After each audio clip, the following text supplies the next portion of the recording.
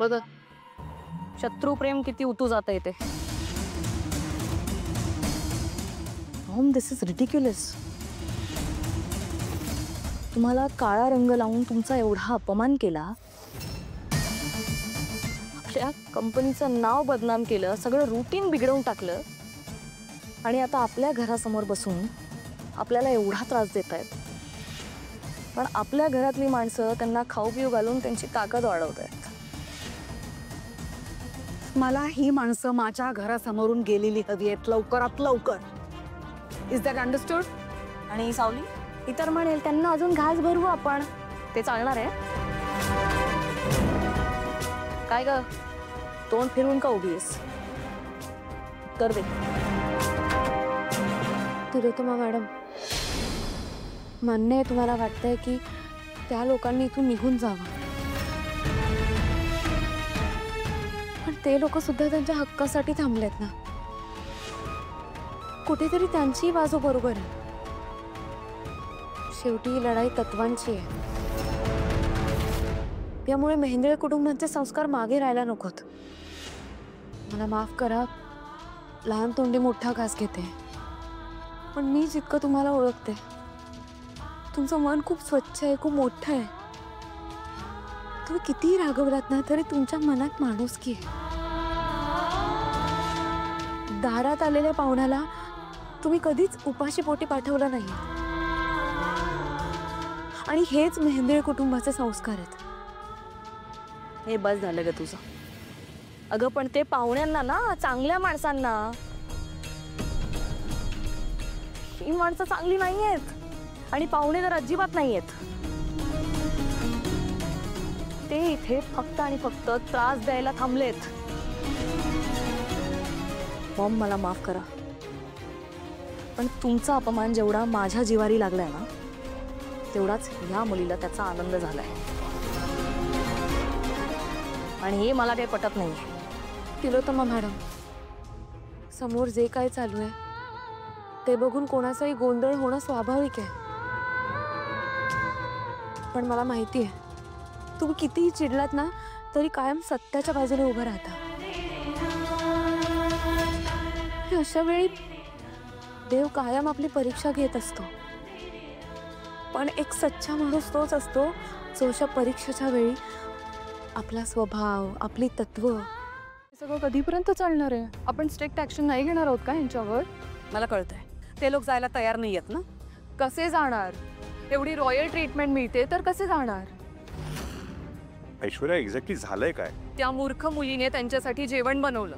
जेवण बनवलं? अरे ही तर चांगली गोष्ट आहे ना. हो, नाही, चांगलंच आहे डॅड. इनफॅक्ट ते जेवण मी स्वतः घेऊन गेले. म्हटलं प्रेमाने सॉर्ट आउट करूया.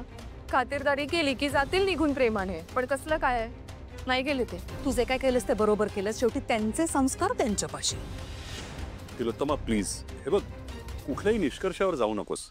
हो, पण आता सावलीनी त्यांच्यासाठी जेवण बनवलं हे माणुसकीला धरून आहे ना. हिने काय चुकीचं केलं?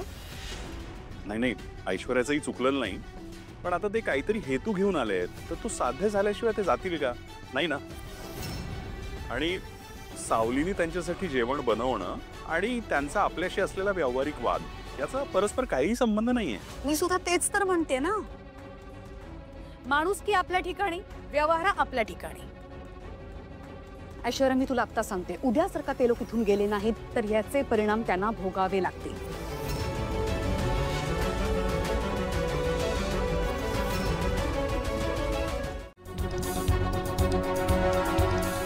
हॅलो ब्रदर, मला वाटलं तू तिकडून डायरेक्ट गुळूमला निघून गेला असशील, पण तू तर सच्चाई की लढाई हमारी मांगे पुरी करो हा प्लॉट सुरू केला सा.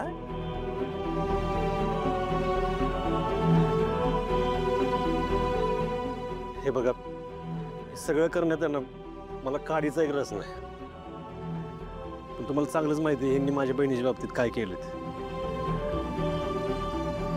यांनी फक्त माझ्या बहिणीची माफी मागावी, हे विषय मी इथंच मिटवायला तयार, बाकी काय नकोय मला. दादा, मला वाटतं ना ह्यांना त्यांनी पैसे देऊन बोलवलं असणार.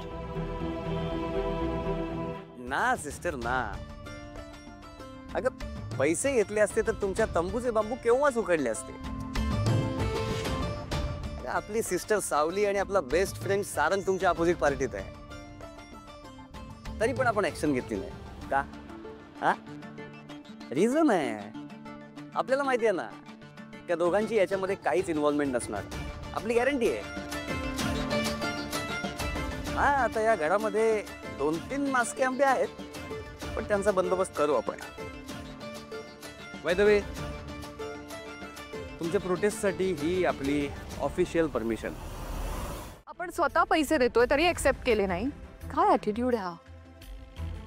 पण आपण स्वाभिमानाची किंमत पैशांमधून करतोय, इथेच चुकतोय आपण. अशा पद्धतीने पैसे द्यायची गरजच नव्हती. मग तू दे ना सोल्युशन. त्यापेक्षा म्हणजे फक्त बोलतोयस काय आहे ना, ते त्यांच्या मार्गी निघाले होते, पण आपल्याच घरातली काही माणसं आहेत जी त्यांना मदत करतायत, बिछाने नेऊन देत आहेत, जेवायला घालतायत. मग त्यांचा माज वाढणारच ना सारंग. तिचं काही चुकलेलं नाही, तिला काही बोलू नकोस प्लीज.